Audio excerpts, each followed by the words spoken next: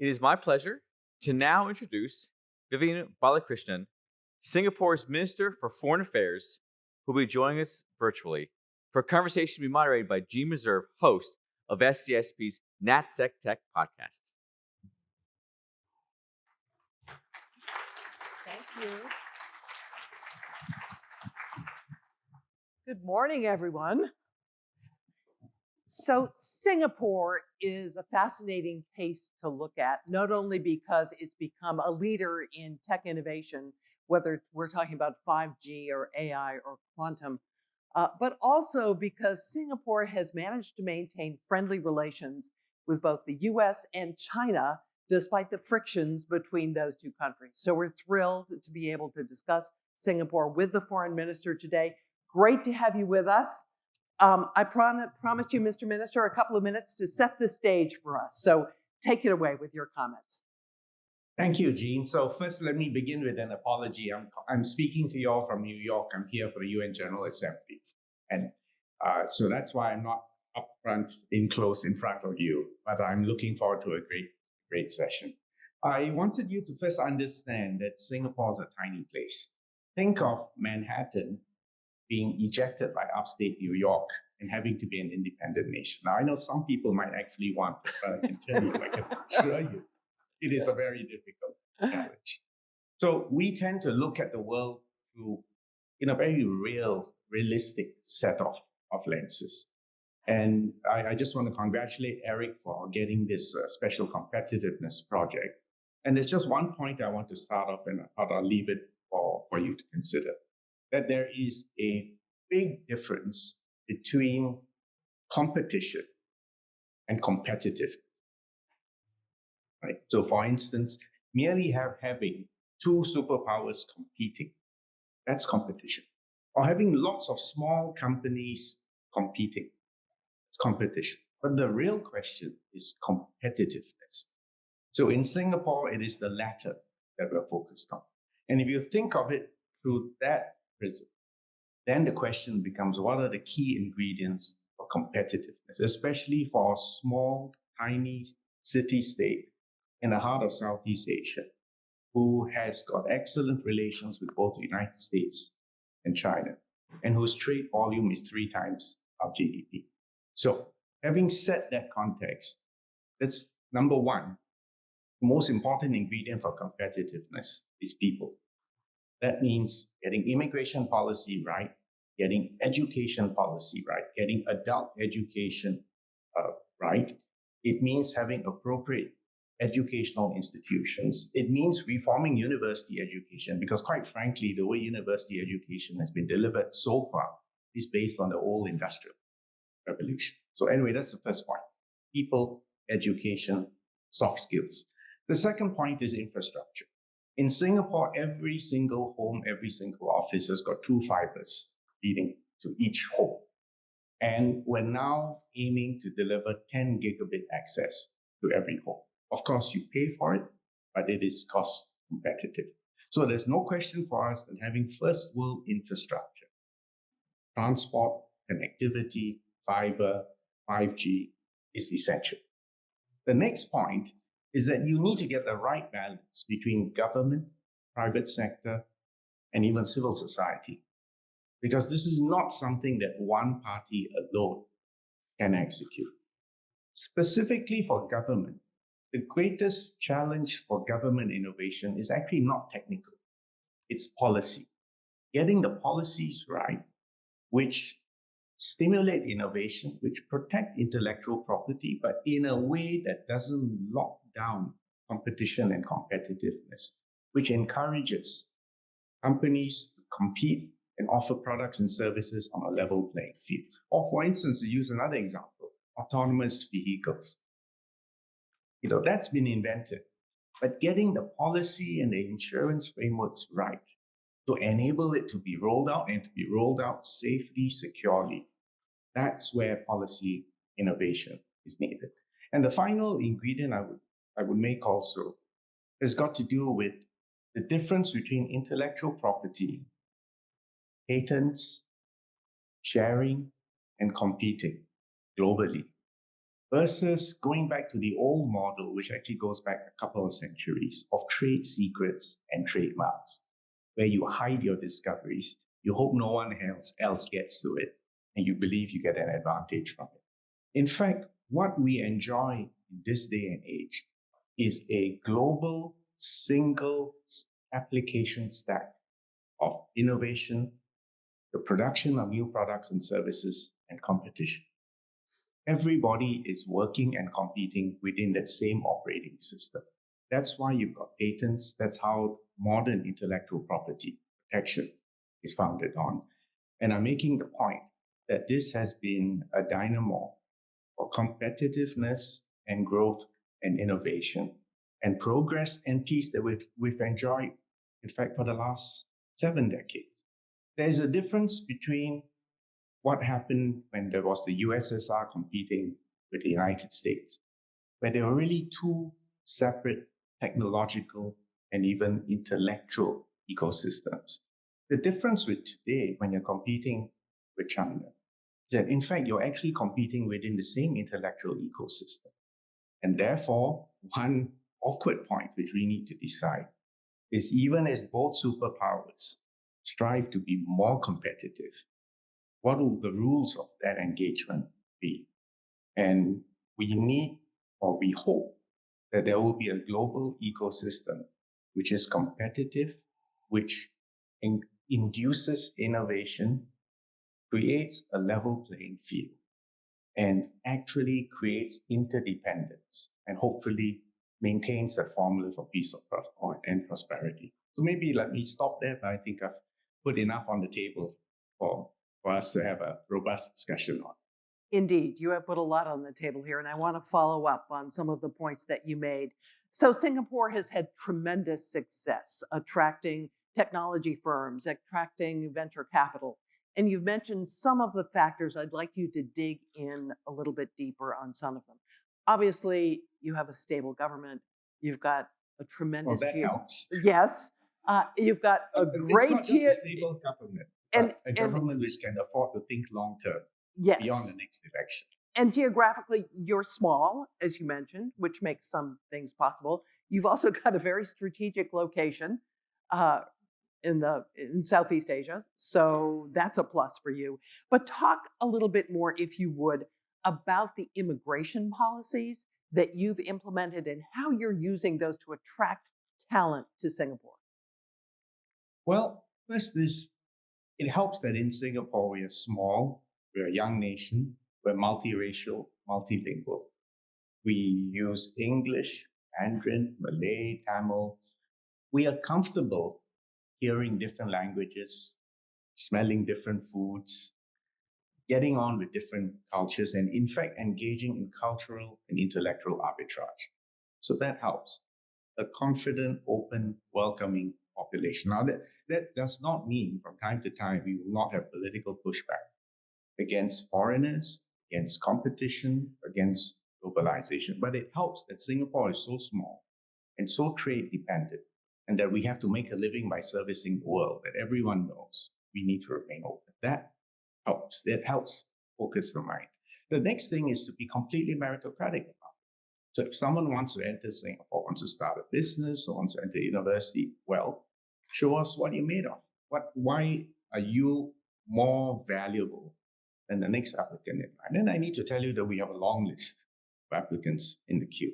So maintaining that rational, that logical and consistent approach to immigration.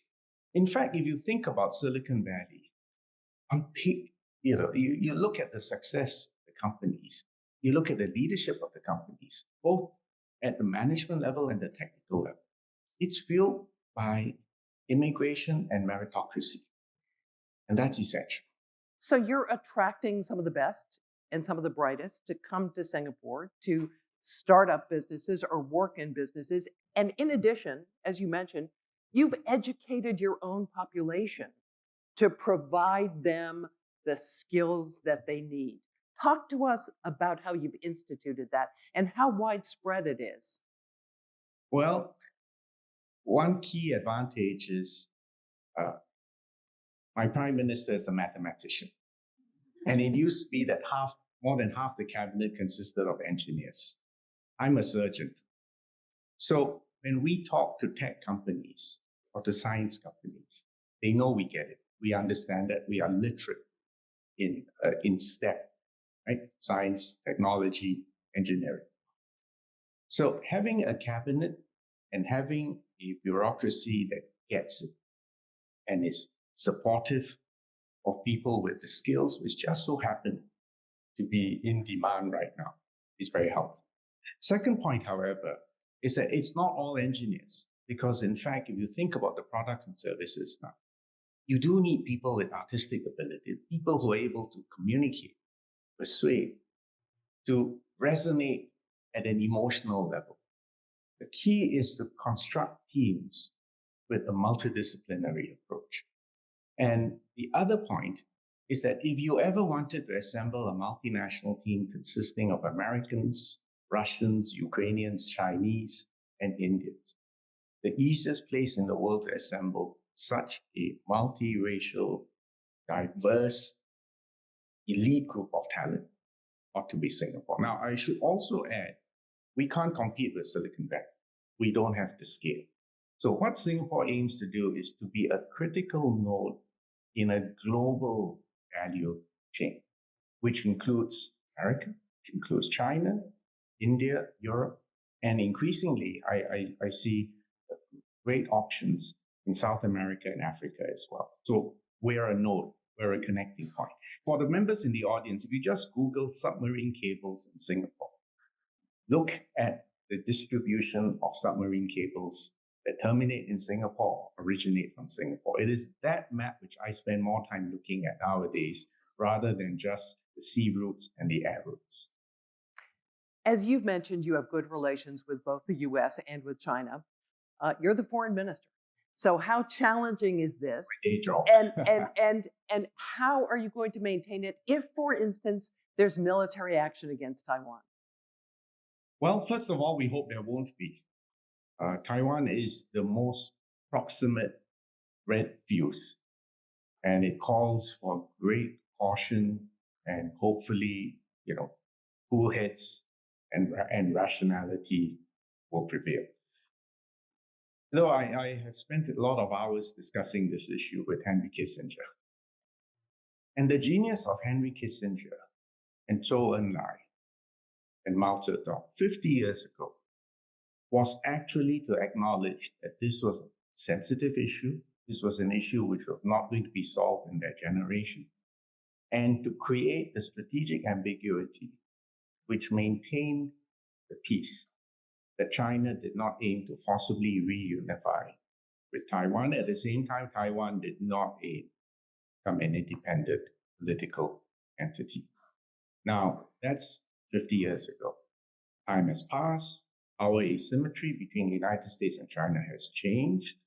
But nevertheless, the long-term diplomatic objective of maintaining peace across the Taiwan Strait remains essential.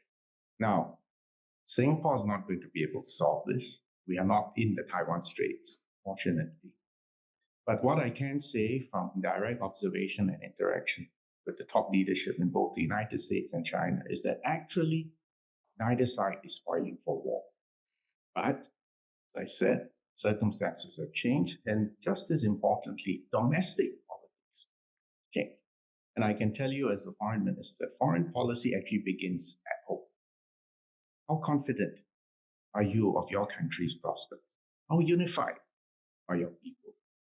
Are the ingredients for further progress and innovation and competitiveness stable and encouraging on your home front? If you have two superpowers who are confident, coherent, consistent, you in fact have the ingredients for peace. So I would still say that peace is possible. You have to take precautions, but the most important ingredient two superpowers need is strategic trust. And the point which I've been making repeatedly is that you need people meet face to face, in person, look into each other's eyes and shake hands. Zoom, I know we're using Zoom right now, but it will not suffice for honest-to-goodness conversations and resolving sensitive and difficult challenges. So that's what we encourage. So speaking of conversations, you had one this week with Secretary Blinken, in which you discussed using AI as a force for good. How do you believe this technology can be used to advance the Sustainable Development Goals? Well, there's a lot of buzz nowadays about AI because of generative AI, right? Not only can artificial intelligence now classify cats or translate languages, it can generate even the session which we have today. But actually, you are real, though, are you? You're not a deep fake talking to me. Okay. But I think there's actually a bigger thing in waiting right now, and that is AI agents with transactional ability, which means the ability to negotiate, the ability to transact, the ability to buy and sell and convince and to mobilize. And I think that's happening sooner than people realize. So, so by all means, be excited about generative AI, but start thinking about AI agents with transactional ability. Now, once you start thinking about that, there are several issues which governments need to tackle. But at the lowest level, about jobs, it's about skill sets, it's about education, training, and infrastructure. So that's almost easy. I say almost easy because it's not necessarily a trivial point, right? But you can do that, and you've got to give people confidence that they will be equipped with the skills to ride these new tools. Be masters of the tools rather than to be made redundant because of those tools. So that's one level. There's another level, which is the political level, which is if you have AI agents now with the ability to transact, to mobilize, to organize, to both customize the message as well as target the message to the appropriate demographic political groups. Politics as we know it, you talk about democracy. Well, democracy is going to be upended by technology. And again, if we don't come to grips with this impact on our politics, I think even the current dysfunction is going to be made much worse. So that's a second level. The third level, which I worry about from a foreign policy point of view, is if you go back again to the contest between the Soviet Union and the United States and nuclear weapons and mutually assured destruction and deterrence, you got to a level where both sides knew it would be bad news to go to war. And in fact, you need to set hotlines, you need to set the rules of engagement, you could even embark on discussions on strategic limitation, arms limitations. Well, we're now in the day and age, even in Ukraine, drones, autonomous weapons, swarms. And the truth is, you're now at a level where the finger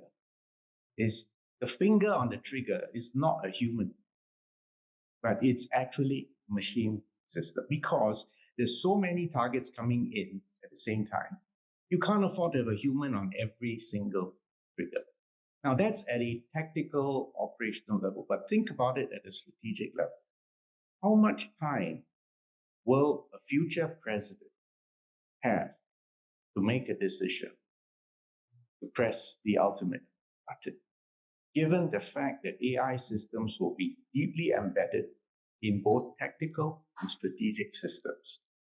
And a lot of this will be outsourced.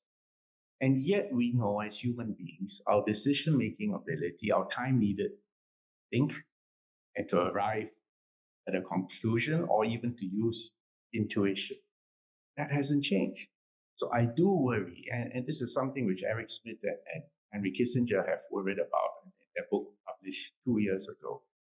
So I am deeply worried about this. So those are the three levels I think about the impact of AI agents with transactional ability, with access to triggers and prompts, and their ability ultimately to even self-improve recursively.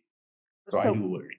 So we're out of time, but in a word, given all you've said, are you excited about AI? Are you terrified by AI?